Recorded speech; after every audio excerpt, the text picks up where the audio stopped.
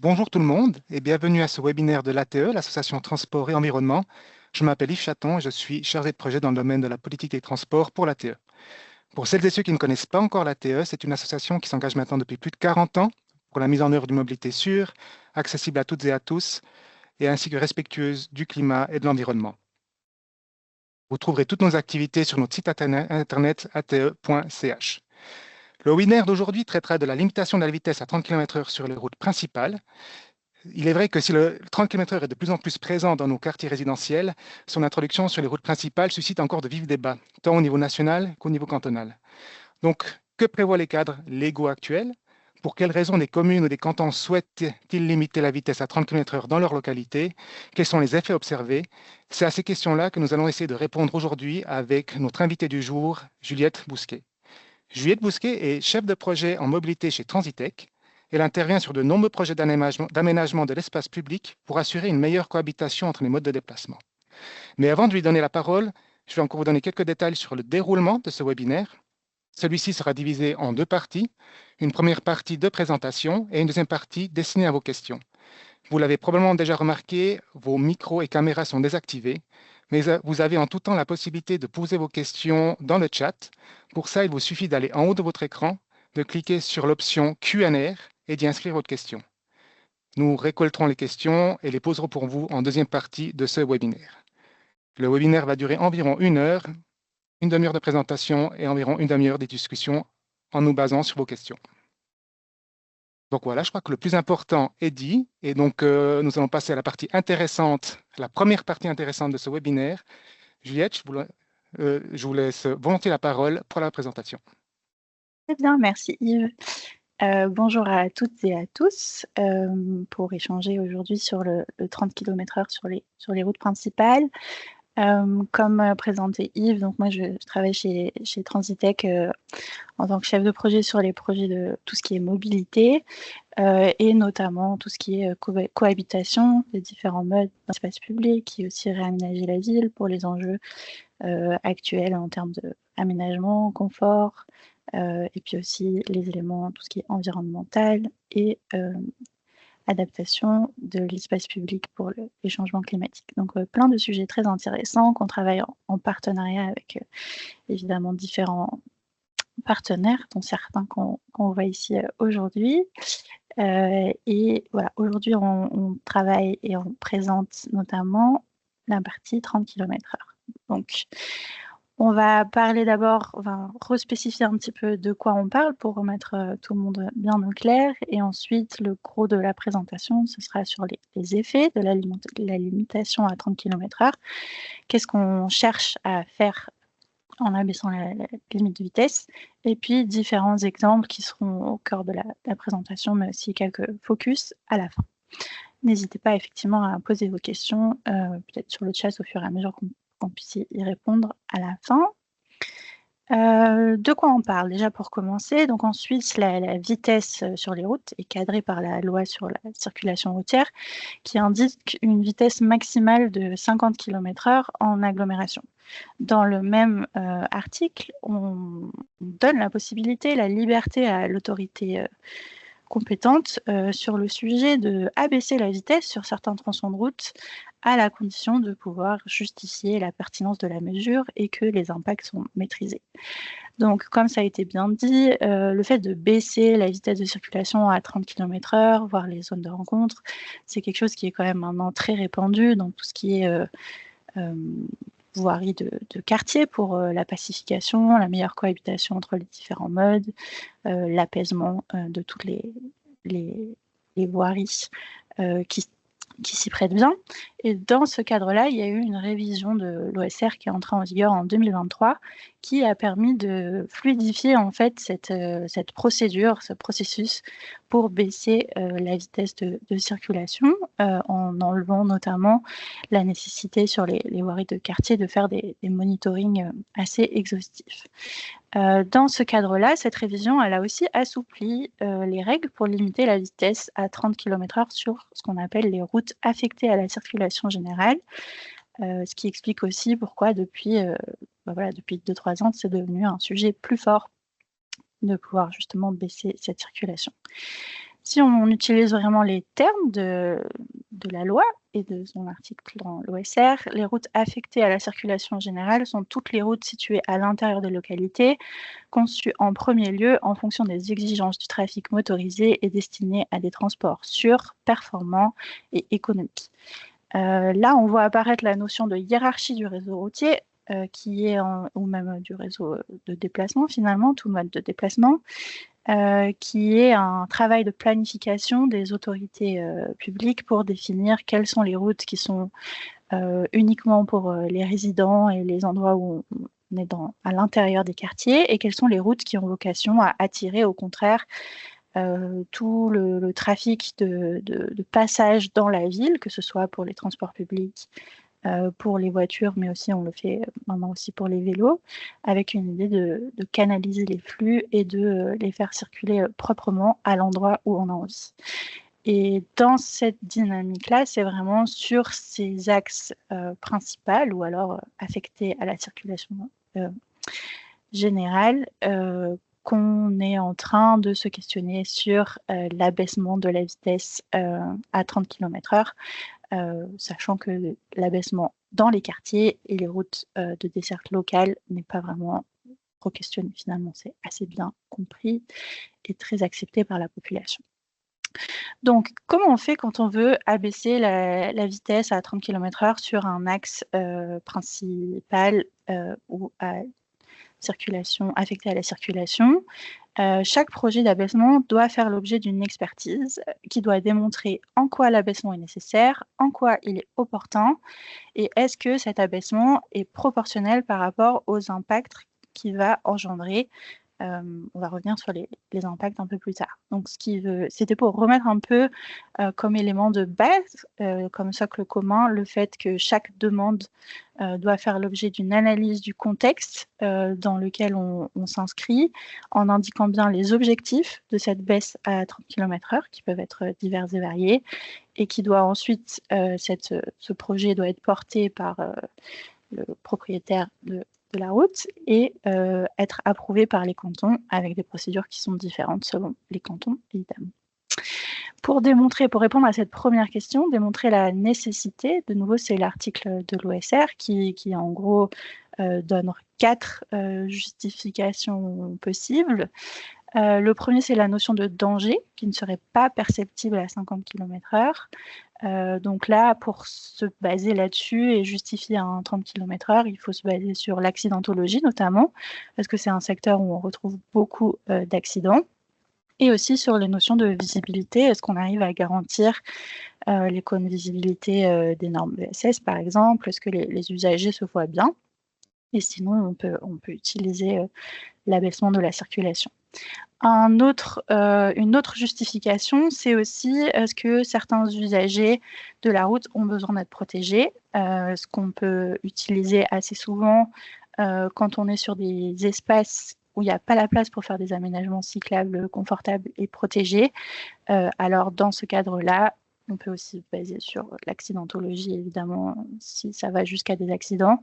Mais en tout cas, le manque de sécurité pour les vélos et les piétons et le manque d'emprise pour pouvoir les élargir facilement permet de justifier aussi un passage à 30 km/h sur une route principale. Sur certains endroits, on peut aussi justifier le passage à 30 km/h en raison de la congestion d'un secteur. On reviendra sur les effets, en quoi ça peut être intéressant. Et le dernier gros point de justification, c'est tout ce qui est les atteintes à l'environnement, donc que ce soit le bruit ou la pollution. Et donc si on montre et on prouve que le 30 km/h permet d'agir sur ces points-là, ça peut être aussi une justification suffisante.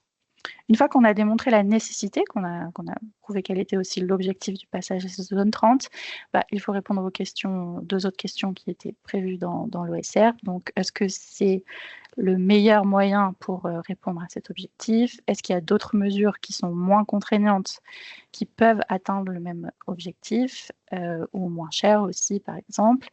Et est-ce que les avantages dépassent les inconvénients ou non? Donc, dans ce cadre-là, on voit bien que chaque demande doit faire l'objet d'une étude quand même précise. Après, ça dépend de la taille aussi de la zone qu'on cherche à passer en 30 km/h, mais qu'en tout cas, le contexte local est toujours exploré, réfléchi pour s'assurer de ce qui est mis en place. On ne peut pas faire des mises à 30 km/h ou des passages en zone 30 sans un dossier de justification qui va avec.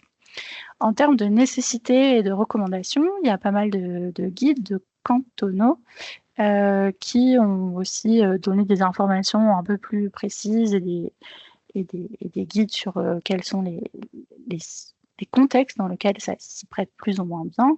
Là, il y en a deux. Le canton de Berne, à titre d'exemple, qui a fait une liste assez précise, ça date un peu, mais c'est toujours d'actualité, et qui explique par exemple que s'il y a des besoins de traverser le tronçon de la route de façon très flexible à plein d'endroits, ça peut bien se prêter par exemple à un abaissement à 30 km/h, et qu'à l'inverse, si la chaussée est vraiment très large, et que la vitesse est déjà actuellement largement au-dessus de 50 km/h, c'est pas la meilleure stratégie de passer à 30 km/h sans un aménagement qui s'accompagne avec.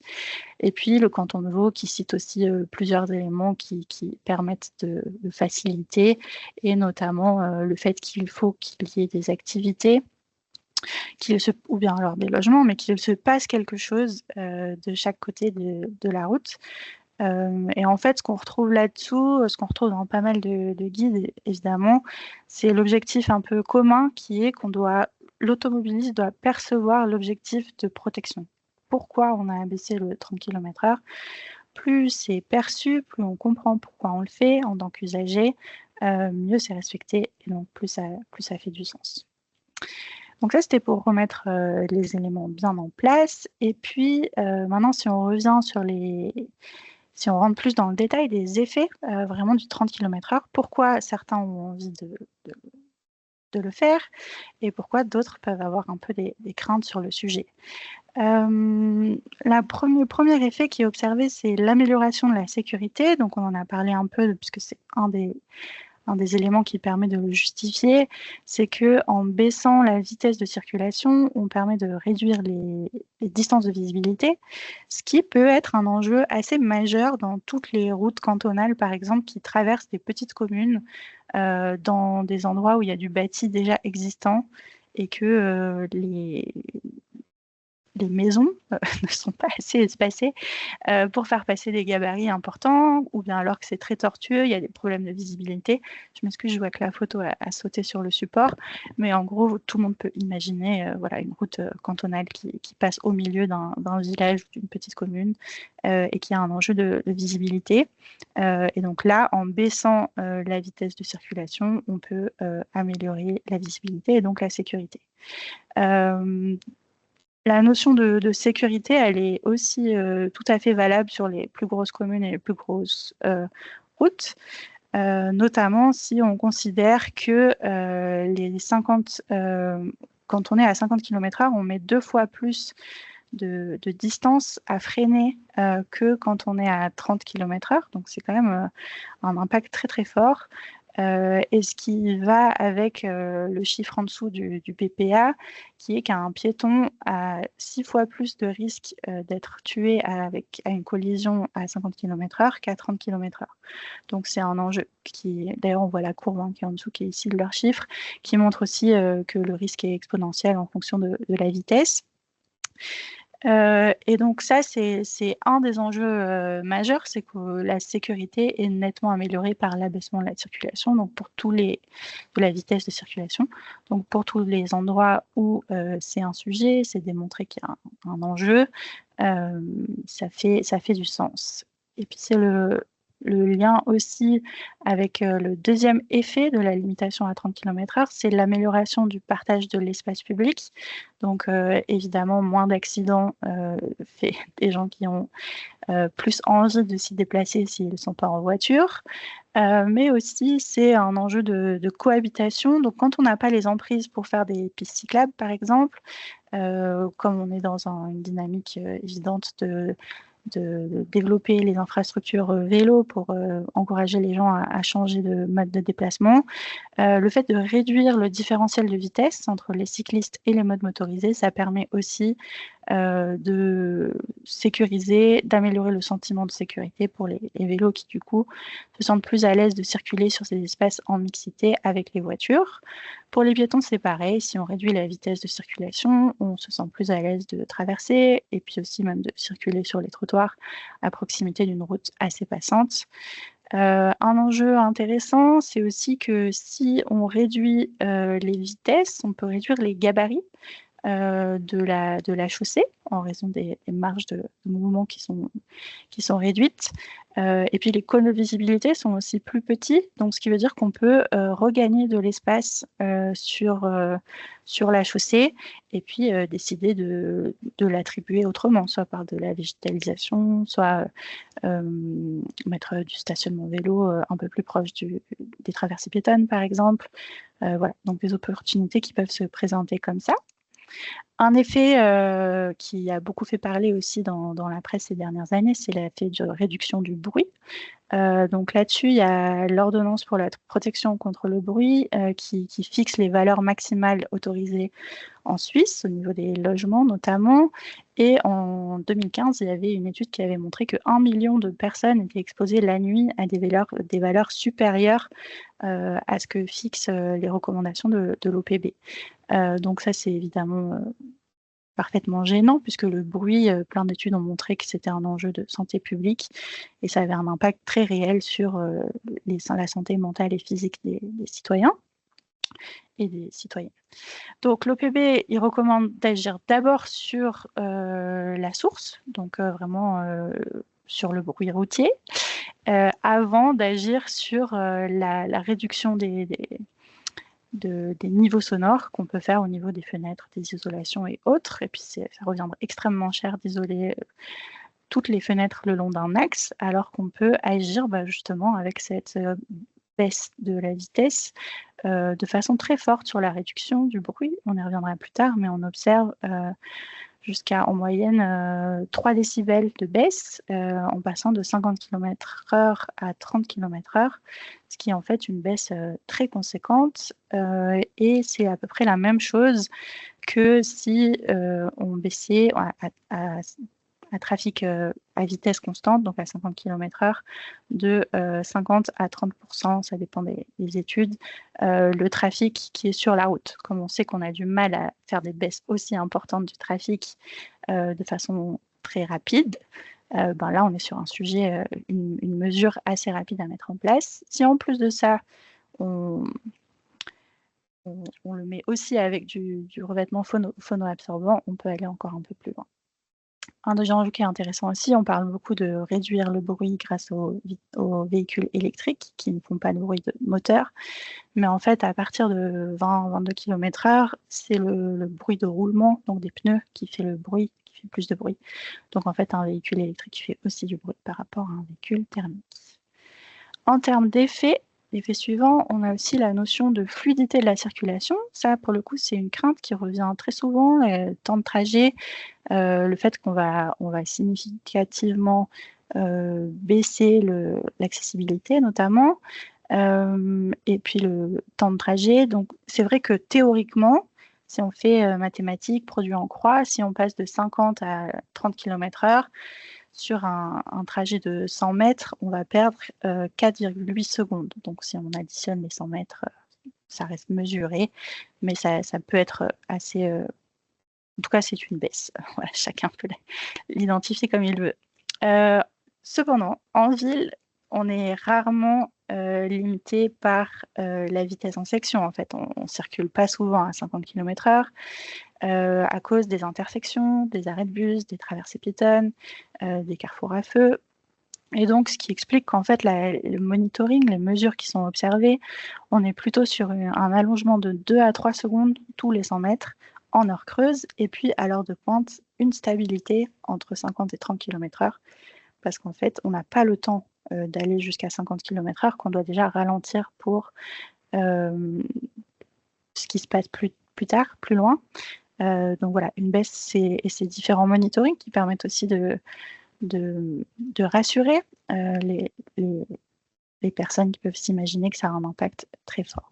Ça a un impact, c'est vrai, mais qui reste quand même relativement maîtrisé, en sachant aussi que si on réduit les freinages et les accélérations, puisque comme on ne peut pas aller jusqu'à 50 km/h, on a tendance à moins accélérer et donc moins freiner. On a une conduite qui est beaucoup plus constante, donc on évite sur le réseau les effets de yo-yo du réseau, qu'on sait être générateur de beaucoup de congestion et de réduction du temps de congestion, on va dire. Et donc, c'est comme ça qu'on observe en fait une fluidification sur certains secteurs.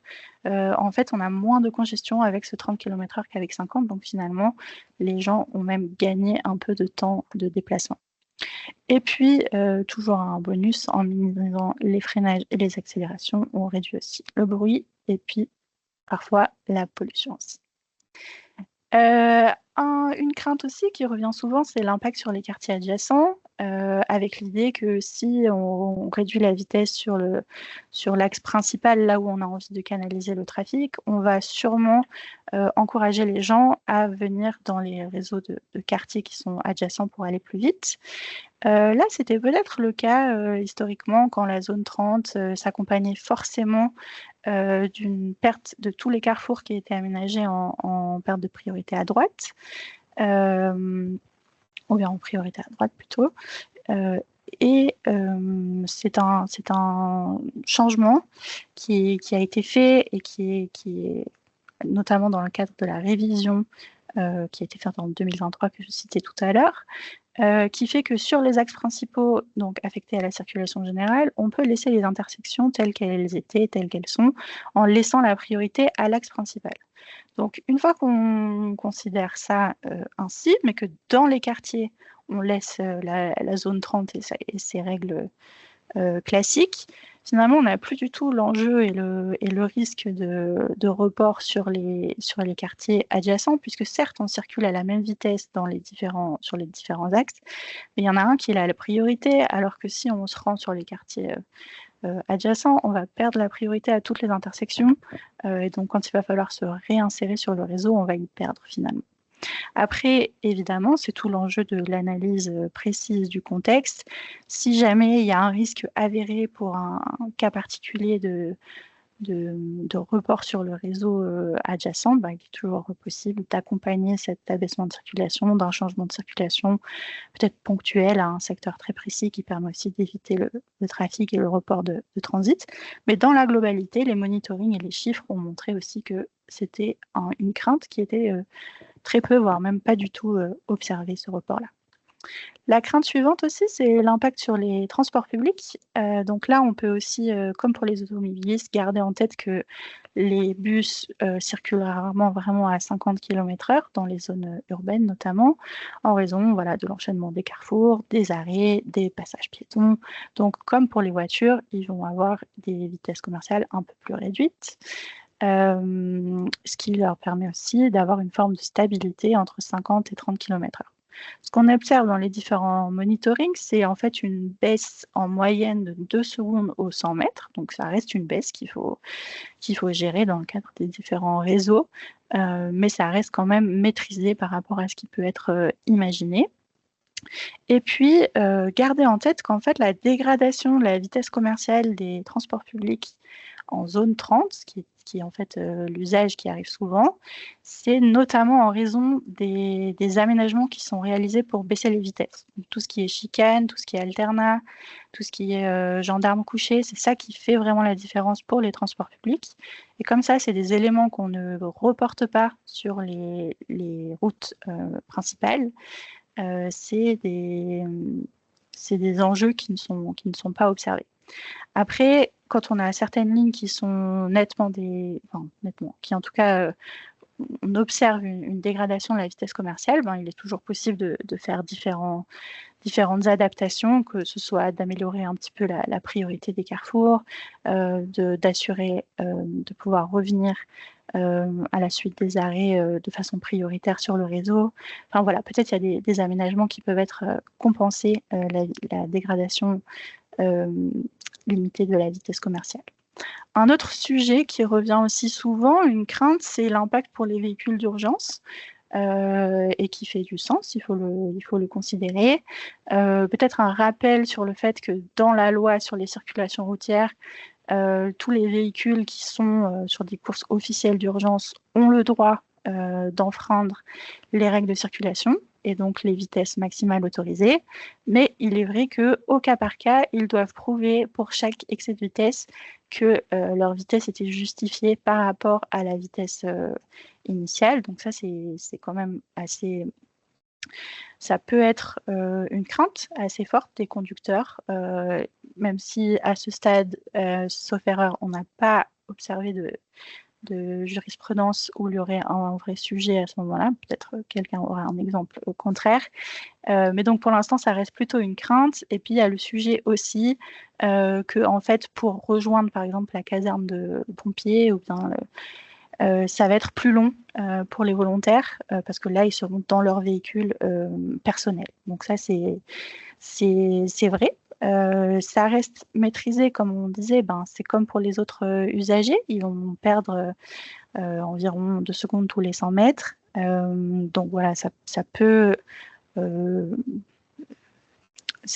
s'accumuler, mais c'est à mettre dans la balance par rapport aux avantages qui sont aussi ressortis. Et c'est dans ce cadre-là aussi qu'une analyse du contexte précis, peut-être juste devant la caserne, il y a peut-être des bonnes raisons pour indiquer que c'est pas le meilleur endroit, ou alors au contraire, juste devant la caserne, c'est aussi à proximité d'une école et de nombreuses habitations, et donc dans la balance, ça ferait quand même du sens.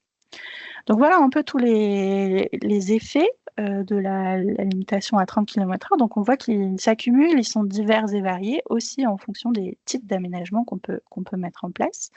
J'ai déjà donné un peu des chiffres et des exemples, mais si je m'arrête sur 2, on a Lausanne, donc le 30 km/h de nuit, qu'on avait monitoré au sein de Transitech, qui avait commencé par une expérimentation sur 2 axes, Vinay et puis Beaulieu, et qui a été généralisée ensuite. Et là, il y a eu un monitoring précis, notamment sur les aspects de bruit, puisque là, à ce moment-là, le 30 km/h de nuit est justifié par la ville de Lausanne pour réduire le bruit et notamment se mettre en conformité avec l'OPB, comme je disais. Donc là, les effets observés, c'est une baisse des niveaux sonores moyens de 2,7 décibels et puis en pointe jusqu'à 4 décibels, donc ce qui est des valeurs très importantes qui sont très enthousiasmantes, sachant que à Lausanne, ça s'est uniquement accompagné de panneaux de signalisation. Donc en fait, c'est une mesure très peu coûteuse pour un impact très important. Quand on l'a accumulé avec le changement du revêtement phonoabsorbant sur l'avenue de Vinay, on est parti jusqu'à une baisse de 6,5 décibels sur les niveaux sonores moyens, donc ce qui est aussi très important et très encourageant. À Lausanne, on note une baisse de 1 à 2 minutes 30 pour l'ensemble du tronçon sur les lignes de bus, une fois que c'était généralisé. Donc, c'est-à-dire sur tout leur itinéraire. Les TL ont jugé que c'était absorbable dans l'horaire. Ils n'ont pas eu besoin de changer les horaires ou de mettre en place des mesures particulières, sachant que cette perte et cette variation de 2 minutes 30, c'est bien moindre que les variations qu'il peut y avoir en heure de pointe en raison de la congestion, par exemple. Et puis les TL ont vraiment indiqué clairement que le fait que cette vitesse, cet abaissement à 30 km/h se fasse sans chicane, sans décrochements verticaux, ça permet, c'est très bénéfique pour éviter justement les pertes de temps qui sont liées à ça. En termes de monitoring, je profite de cette slide-là pour indiquer aussi que, par exemple, à Zurich, ils ont observé une réduction de bruit de 3 décibels moyens, donc un petit peu comme à Lausanne, avec des mesures très simples aussi, juste de signalisation la nuit. Donc voilà, des choses tout à fait cohérentes. En Allemagne, il y a énormément de réseaux qui ont fait ça. Et c'est pareil, on observe entre 2 et 4 décibels de baisse, plutôt entre 2 et 3, mais quelques réseaux annoncent 4. Et puis sur les vitesses de transport public, par exemple, on a aussi l'exemple des transports publics fribourgeois, qui avaient aussi une grosse crainte là-dessus, mais qui finalement indique qu'avec l'expérience, on n'a pas de répercussions spectaculaires sur les temps de trajet. Ils ont noté sur tout leur réseau 2 lignes qui sont particulièrement marquées. Et notamment, c'était 2 lignes qui avaient très peu de marge de manœuvre avant et qui perdent maintenant 1 minute et demie sur l'aller-retour. Et donc, comme ils étaient vraiment à la limite précédemment, maintenant, ils sont un petit peu embêtés. Donc, ils sont en train de réfléchir sur soit changer un peu l'horaire pour avoir une zone de battement un peu plus longue, soit peut-être mettre un endroit avec un peu plus de priorité pour voir ce qui peut être mis en place. Mais donc, un impact qu'ils ont jugé finalement assez maîtrisé, notamment aussi avec les différentes mesures qu'ils peuvent prendre. Et donc là, on était sur des mesures très simples, Lausanne, Zurich, Fribourg, un changement rapide, et qui ne améliorait pas spécialement la cohabitation des différents modes, comme j'ai montré que ça pouvait être un des effets, parce que le 30 km/h, si on le réfléchit aussi à l'échelle de la journée, c'est là qu'on peut commencer à jouer sur les gabarits, sur les aménagements, sur qui a la priorité sur qui, et c'est là qu'on observe beaucoup, il y avait des photos un peu plus tôt dans la présentation, des zones, des bandes banalisées au centre de la chaussée qui permettent en fait d'enlever toutes les traversées piétonnes qui peut-être étaient régulées avant. Et puis les piétons ne sont pas prioritaires mais peuvent traverser n'importe où de façon fluide. Et puis ont un espace au milieu pour être sécurisés et puis pouvoir traverser une voie puis l'autre, ce qui est assez important parce que si on enlève les traversées piétonnes et qu'on n'aide pas les piétons à traverser, ça peut faire assez peur à pas mal d'usagers et d'usagères. Donc dans ce cadre-là, donc là c'est un exemple à Aarau qui a permis de montrer en fait des avantages très positifs puisque les transports publics et les voitures ont même gagné du temps puisqu'ils ont évité les traversées piétonnes qui étaient régulées et qui du coup prenaient du temps, y compris pour les intervaires. Donc ils ont gagné entre 25 et 37% selon le sens de circulation de leur temps. Et puis les piétons, du côté des piétons, c'est aussi jugé de façon très positive parce que les traversées sont beaucoup plus fluides et peuvent être faites un petit peu tout du long de l'axe au lieu de les concentrer. Et donc ce genre d'aménagement, c'est assez différent de celui qui est fait à Lausanne par exemple ou à Bâle en ce moment, où on change juste la réglementation la nuit, mais on ne fait pas de réaménagement. Ici, c'est quelque chose qui coûte plus cher que juste changer la signalisation, mais ça répond à un autre objectif et donc c'est justifié de façon différente par rapport au bruit. Là, c'est la notion de cohabitation et aussi de fluidité du trafic et de baisse de la congestion. Voilà, donc j'arrive gentiment au bout. Je pense en conclusion, l'idée c'était de mettre un peu sur la table tous les effets, qu'ils soient positifs, mais aussi voilà, les craintes dont certaines sont fondées et de bien garder à l'esprit que dans la réglementation actuelle, chaque projet doit être justifié, doit faire l'objet d'une expertise. C'est pas n'importe quel projet n'importe quel endroit qu'on peut mettre en zone 30, ce qui permet aussi, en zone 30 ou en limitation à 30, ce qui permet aussi de s'assurer que les projets sont quand même pertinents et cohérents. Donc c'est déjà inscrit dans la loi qu'il faut faire cette explication. Et puis on voit bien qu'il y a des dégradations sur certains aspects et donc il faut bien faire cette balance pour chaque projet. Est-ce que c'est acceptable cette dégradation-là par rapport à tout ce qu'on y gagne? Et au global, on a quand même vu que ça avait beaucoup d'effets positifs. Donc je pense que dans la plupart des projets, on doit quand même essayer, en tout cas nous, on observe qu'on s'y retrouve quand même en termes d'avantages, inconvénients. Et puis voilà, je pense que je finis là-dessus. Là, vous avez une photo, un exemple de plus. Cette fois-ci, c'est à Neuchâtel, avec aussi cette notion de bande banalisée au milieu pour aider les piétons à traverser tout en maintenant la priorité sur l'axe des circulations motorisées ou des vélos aussi qui circulent plus facilement sur ces secteurs-là. Et voilà, j'ai fini ma présentation et puis je me réjouis de vos questions. Parfait. Merci beaucoup. Nous avons effectivement reçu déjà pas mal de questions. Donc, on va essayer de vous les poser par thématique. Comme ça, on peut un peu ordrer la discussion. Et puis peut-être alors commencer par les questions qui sont liées à l'expertise. Donc, comme vous l'avez rappelé à la fin, les projets de 30 km/h sur les routes principales sont accompagnés par une expertise. Et dans cette expertise, il faut notamment démontrer que les objectifs visés ne peuvent pas être atteints par d'autres mesures. Et la question qui est posée là, c'est ben, comment on peut démontrer ça? Comment démontrer que les objectifs visés ne peuvent pas être atteints par d'autres mesures que le 30 km/h?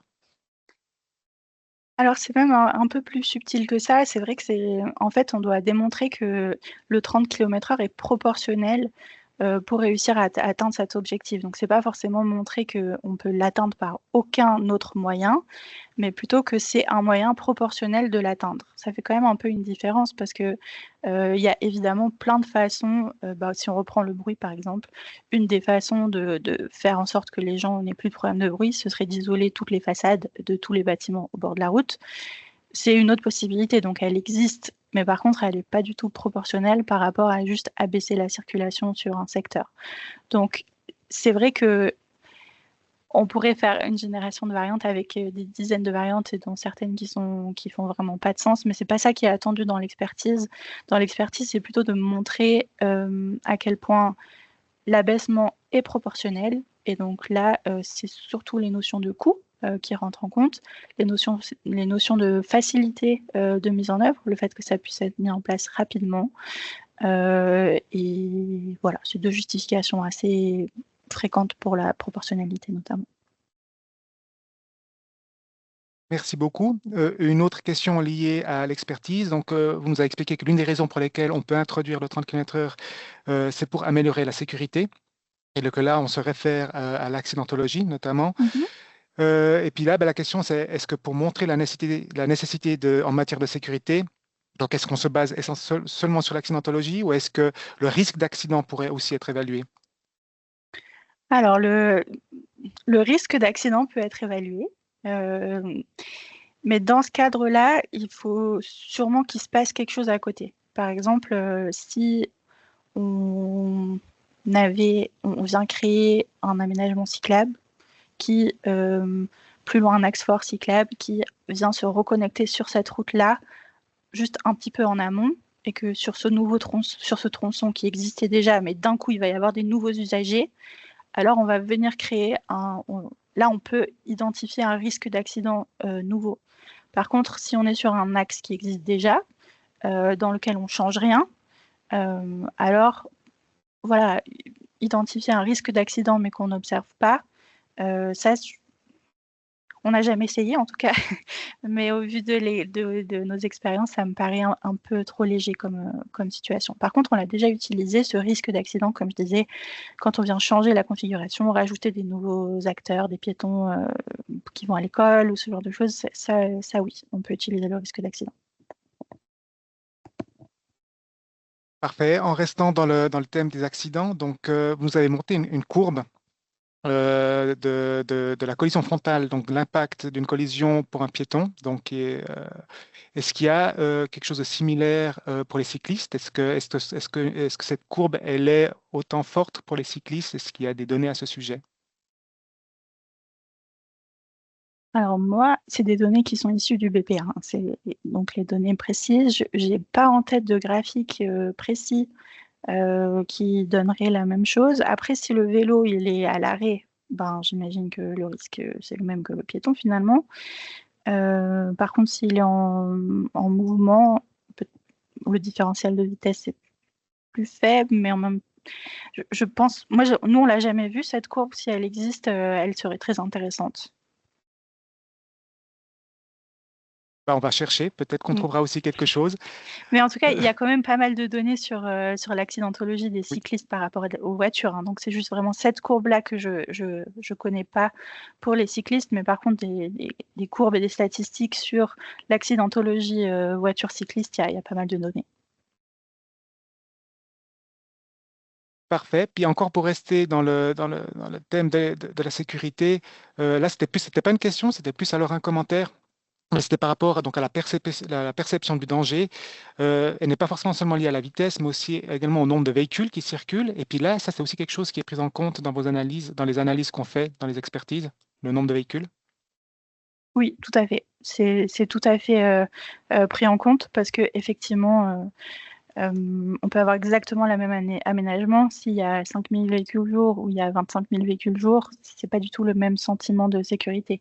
Notamment aussi pour tout ce qui est cohabitation entre les modes, c'est pas du tout la même chose. Donc ça fait partie intégrante de l'expertise et l'analyse du contexte. Parfait. Puis encore peut-être deux dernières questions qui sont venues peut-être en réponse à vos réponses. Donc, c'est par rapport comment faire alors dans des routes où il y a peu d'accidents. Est-ce que là, on peut utiliser vraiment l'argument de la sécurité pour introduire le 30 km/h ou est-ce qu'il faut attendre qu'il y ait les premiers accidents? Donc ça, voilà, c'est un peu une question provocative, mais c'est quelque chose qui est venu juste après votre réponse. Donc peut-être qu'on peut en profiter Oui, peut-être tout pour à y fait. répondre. Oui. Bah, dans ce cadre-là, en fait, c'est que l'argument de la sécurité n'est peut-être pas le bon. En fait, pour bien revenir le, sur l'article, l'OSR, c'est pas, l'objectif ce n'est pas de justifier les 4 points qui sont proposés, c'est d'en justifier un. Donc, si on n'a pas d'accident et qu'il n'y a pas de problème de sécurité, qu'on ne peut pas justifier, ben, peut-être qu'il y a un autre argument qui s'y prête. Après, des fois, il n'y a pas d'accident, mais c'est un secteur qui est jugé à risque par les habitants, par le sentiment de tout le monde. Et donc là, on peut peut-être le justifier en partant de, comme on fait dans les concertations aussi, du sentiment des usagers de l'espace public. Mais a priori, voilà, quand il n'y a pas de problème identifié de sécurité, ça ne veut pas dire qu'on ne peut pas abaisser le 30 km/h, ça veut peut-être juste dire que c'est un autre argument qui justifie en fait l'objectif. Parfait, merci beaucoup. Je propose qu'on passe à un thème suivant, un autre thème. Il y a eu plusieurs questions en lien avec un peu la hiérarchie des routes. Donc, vous nous avez présenté un slide qui montre voilà, que lorsque une route principale limitée à 30 km/h est intégrée autour de plusieurs zones à 30, ben, il y a peu de risque qu'il y ait une déviation du trafic. Mais là, il y a une question par rapport à la compréhension des automobilistes. Est-ce qu'on ne risque pas de perdre les automobilistes lorsqu'on passe, par exemple, dans un quartier où c'est zone 30, ben là, il y a des priorités droites, il n'y a pas de passage piéton, et tout d'un coup, on arrive sur une route principale où il y a la priorité, où il n'y a pas de priorité de droite et où il y a des passages piétons. Donc voilà, ça peut porter à confusion. Est-ce que là, il n'y a pas un risque justement à ce niveau-là pour la compréhension des automobilistes? Si, il y en a un, c'est une question très juste. Là, moi, j'avais mis sur mon support, c'est un schéma fait par la DGMR dans son guide qui est très bien fait pour montrer que effectivement les dynamiques sont assez différentes. C'est un risque qui est identifié. Et c'est pour ça que initialement, voilà, il y a des communes avant que tout ça soit changé qui mettaient des axes limités à 30 km/h et ensuite des zones 30 dans les quartiers. Mais en fait, ça avait été jugé vraiment illisible pour tous les usagers. Donc, d'où cette flexibilité nouvelle et intéressante de mettre aussi l'axe principal intégré dans la zone 30, si jamais il y a une zone 30 à côté, hein, évidemment, sinon c'est juste un axe limité à 30 km/h. Et en fait, dans la balance, ça a été jugé moins problématique en termes de lisibilité que la version qu'on avait avant, c'est-à-dire limitée à 30, zone 30 à l'intérieur. Donc c'est un sujet quand même. Le fait de le lier, ça permet d'éviter aussi de mettre de la signalisation à toutes les intersections, ce qui aussi était assez désagréable pour tous les usagers. Et donc ça passe quand même très clairement par des aménagements de carrefour, notamment des intersections qui doivent être bien lisibles. Par exemple, il faut éviter, si on peut, de faire un enchaînement de perte de priorité, par exemple. Est-ce qu'on peut... Enfin, si on est sur un axe structurant, il faut que ce soit et principal, il faut toujours que cet axe-là ait la priorité pas qu'à certaines intersections, ils aient la priorité, des fois, ils l'ont pas. Et puis après, dans le quartier adjacent, en fait, c'est la priorité à droite qui se met à chaque fois. Donc voilà, travailler sur la lisibilité, c'est important parce qu'effectivement, la question était... c'est un sujet. Mais par contre, en le traitant bien et en assurant que cet axe à 30 km/h, mais principal, soit traité de façon prioritaire à tous les carrefours, finalement, on voit que ça marche assez bien. Super, merci beaucoup. Encore une autre question liée un peu à cette perte de priorité. Donc, c'est comment signaler la perte de priorité aux rues adjacentes lors de croisements avec des trottoirs traversants. Ouais, Alors là, alors c'est très technique. oui, en fait, le trottoir traversant en lui-même marque la perte de priorité. Donc ça, c'est vraiment l'usager qui, au bout d'un moment, s'habitue, qui est quand on traverse un trottoir traversant, on perd la priorité par rapport à l'axe qui n'a pas de trottoir traversant. Donc finalement, au contraire, le trottoir traversant permet justement de marquer assez facilement la priorité à l'axe. Et puis après, avec de toute façon un trottoir traversant, vient aussi les panneaux perte de priorité en fait qui sont obligatoires. Donc on est sur quelque chose qui est relativement lisible finalement. Parfait. Je pense qu'avec cette réponse, on peut quitter le thème de la hiérarchie routière pour passer au temps de trajet. Vous avez parlé donc de l'allongement du temps de trajet en mentionnant notamment donc Fribourg, les TPF. Vous avez parlé de 1 à 2 minutes d'allongement pour une ou deux lignes, je crois, ou je ne sais plus Oui, exactement. jusqu'à 1 Exactement. minute et demie, enfin c'est les chiffres TPF, hein, c'est pas les nôtres. Parfait, d'accord. Alors, dans ce cas, vous n'avez peut-être pas la réponse, mais une question par rapport à ça. Est-ce que le fait que le trafic soit fluidifié avec le 30 km/h, est-ce que ça ne permet pas quand même de gagner peut-être du temps durant les heures de pointe? Est-ce que là, est-ce qu'on sait quelque chose par rapport à la situation à Fribourg ou de manière générale?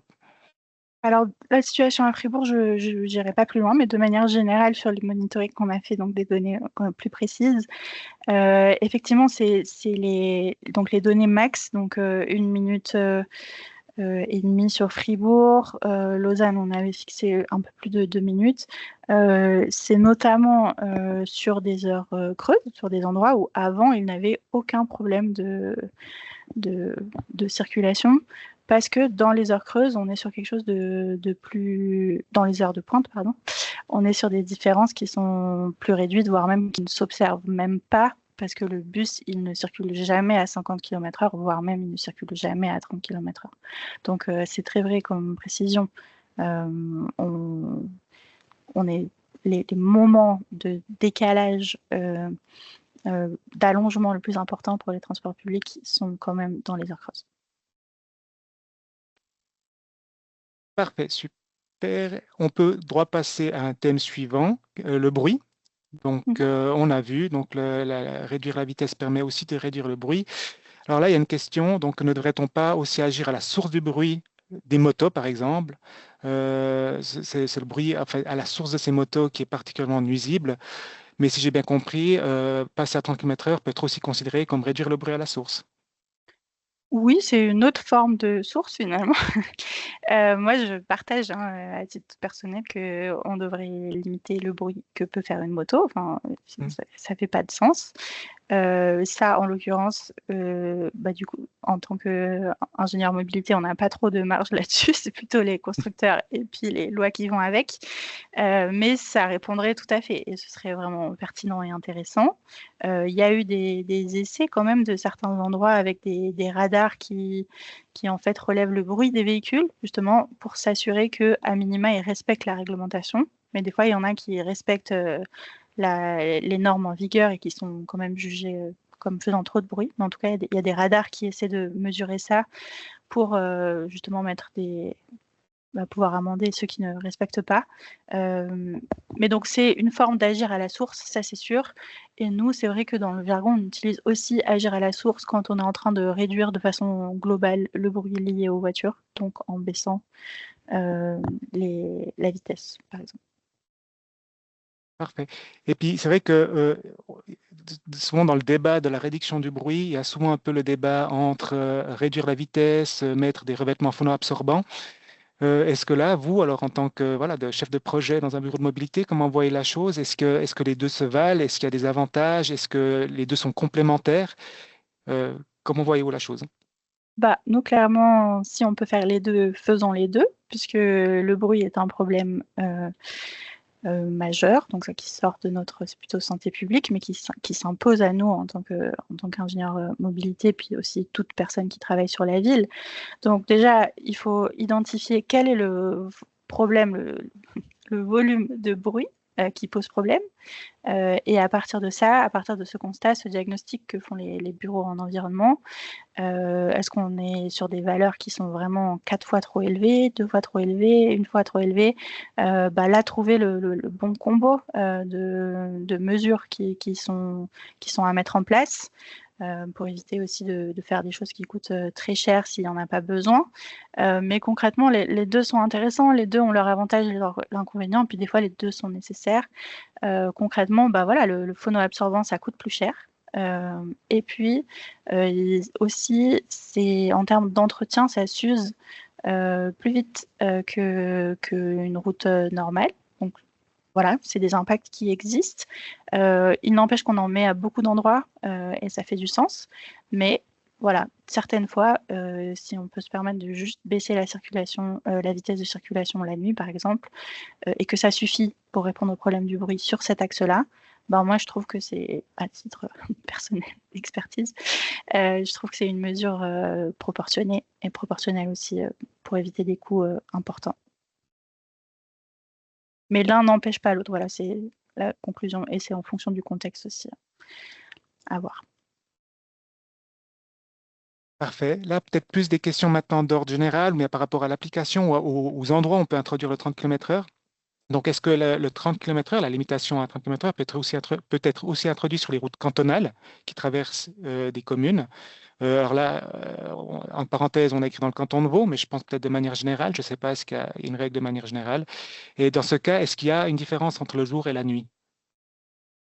Alors, ça peut tout à fait être mis sur les routes cantonales, et d'ailleurs, j'aurais pu le préciser un peu mieux. Quand on considère des routes affectées à la circulation ou des routes principales, c'est très souvent des routes cantonales. Donc, ça peut vraiment s'affecter là-dessus. Le fait que ce soit plus ou moins souple, ça dépend des cantons. Il y a des cantons qui sont très ouverts à ces réductions de vitesse et il y en a d'autres qui le sont moins. Et puis aussi, ça change relativement vite. Il y en a qui aussi ont eu besoin de... ont eu besoin. En tout cas, maintenant qu'ils ont vu des monitorings et puis les effets que ça peut avoir sont peut-être plus intéressés et un peu plus souples pour le faire que ce qui pouvait être il y a quelques années. Donc ça marche tout à fait sur les routes cantonales, que ce soit les routes cantonales en traversée de localité dans des grosses agglomérations, des grosses villes, et aussi des routes cantonales qui traversent un petit village, comme je disais, qui a un problème de visibilité ou qui a des emprises très réduites. Ça s'y prête aussi bien. Maintenant, évidemment, on connaît la Suisse romande, chaque canton fonctionne un peu différemment, donc j'imagine que le curseur d'acceptation et sur les risques de sécurité, de bruit et autres doit être un peu différent selon les cantons. Et là-dessus, j'encourage les uns et les autres à aller regarder les guides. Il y en a plusieurs qui ont fait des choses assez précises où justement ils listent dans quel cas ils trouvent ça acceptable, dans quel cas ils trouvent ça pas forcément acceptable. Donc, il ne faut pas hésiter à regarder là-dessus. Super. Encore une autre question par rapport peut-être à l'introduction. Et puis là, on parle plutôt maintenant de généraliser le 30 km/h sur un territoire en milieu urbain. Est-ce que les bases légales actuelles permettent de le faire ou est-ce qu'il faut absolument, ou est-ce qu'il faudrait une modification législative par rapport à ça? Là, ça fait écho à l'actualité, hein, c'est un peu la zone de flou, je pense, pour être honnête, en tout cas de notre point de vue bureau mobilité, parce que c'est vrai que dans la loi, on est censé faire une expertise et l'analyse du contexte. Et donc, en fait, si on analyse toute une ville, c'est pas la même chose que d'analyser le contexte tronçon par tronçon. Donc pour moi, là, ça dépend aussi de la justification qui est utilisée. Si la justification pour l'abaissement de la circulation, c'est un enjeu de sécurité, par exemple, ou de cohabitation, là, je pense que effectivement, il y a besoin de le justifier par un tronçon spécifique qui peut être long, mais qui soit bien étudié.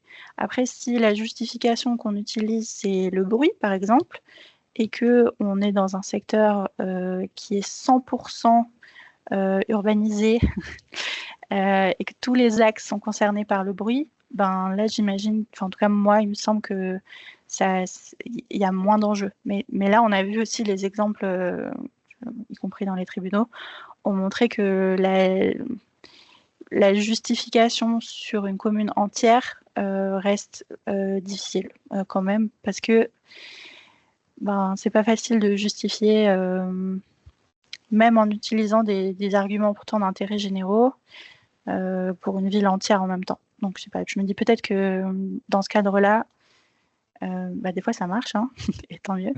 Et si ça marche pas, peut-être que le faire quartier par quartier, ça pourrait, enfin en tout cas secteur par secteur de la ville, ou bien de le faire dans les communes qui ont vraiment une partie très urbaine et une partie qui est beaucoup moins urbaine, de peut-être faire la distinction entre les deux. Voilà, de voir un peu au cas par cas pour travailler sur ce risque qui est clairement présent, hein, de voir le projet refusé si on fait à l'échelle de toute la commune, malheureusement.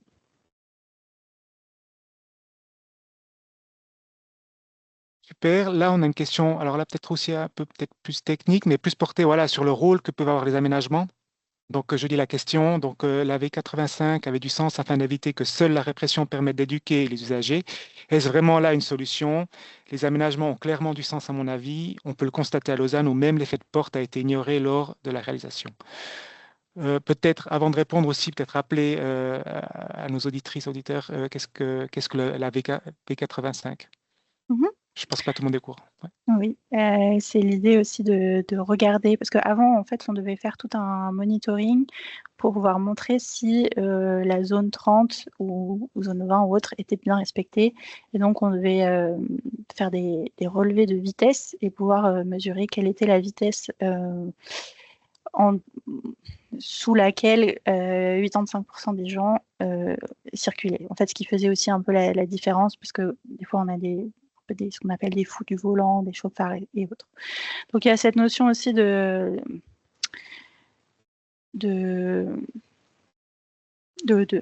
bien prendre en considération qui fait quoi, qui respecte quoi, et de pas... par exemple, l'idée, c'est que si on fait sur un radar, par exemple, on est vraiment, dès qu'on dépasse de 5 km/h, on est amendé.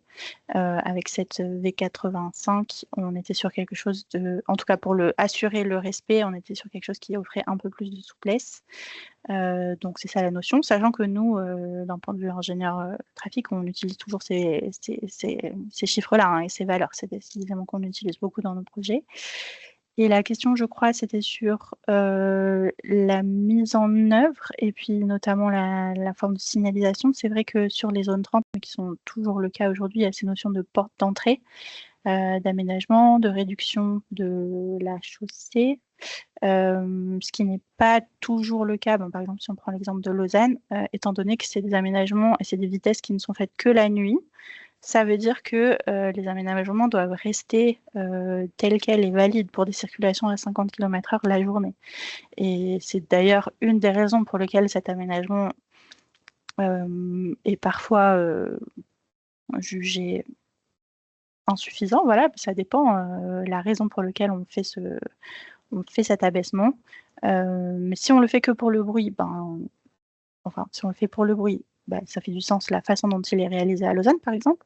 Mais c'est ce qu'on disait tout à l'heure, si on voulait le faire pour la cohabitation entre les modes, si on voulait le faire pour une pacification plus générale, la signalisation, juste changer la signalisation ne suffit pas. Il faut aussi changer un peu la lisibilité et la philosophie de l'axe, comme on a pu voir d'autres exemples. Et dans ce cadre-là, il faut effectivement jouer sur tous les aspects de l'aménagement urbain.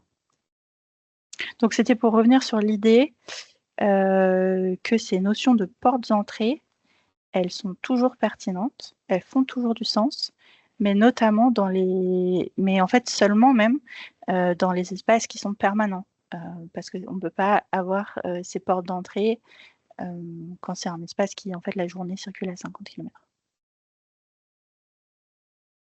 Super, je pense qu'on est déjà arrivé au terme de ce webinaire. Malheureusement, on n'a pas pu répondre à toutes les questions, mais je pense qu'on a pu répondre à la majorité des questions. En tout cas, merci beaucoup, Juliette, de nous avoir présenté ce sujet qui peut être parfois, voilà, qui amène des débats assez vifs, mais de manière très simple. Merci d'avoir répondu à toutes les questions. Merci à tout le monde d'avoir posé des questions. Je pense que nous avons eu un webinaire ici qui était très intéressant. L'ATE organisera aussi, après les vacances d'été, à nouveau un webinaire. Vous pouvez rester informé en vous abonnant à notre newsletter. Nous vous mettons droit le lien dans le lien dans le chat, donc n'hésitez pas à vous abonner. Et d'ici là, ben, je vous souhaite un très bel été et espère vous voir à un prochain webinaire de l'ATE. Et au revoir et bonne soirée à vous.